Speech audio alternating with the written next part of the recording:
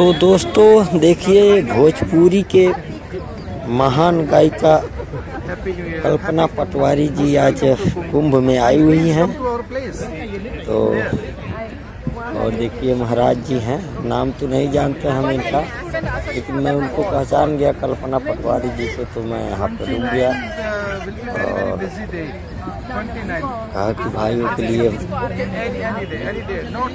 मनोरंजन भी हो जाएगा। और कल्पना पटवारी जी क्या गायकी करती हैं, क्या स्वर दी है माँ सरस्वती जी ने।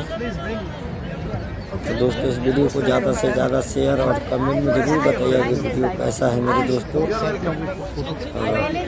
ये हम लोग वीडियो बड़ी मेहनत से बनाते हैं, आप लोग इग्नोर कर देते हैं, हटा देते हैं वीडियो। कम से कम जो 1-2 मिनट तो निकाल लीजिए मेरे दोस्तों।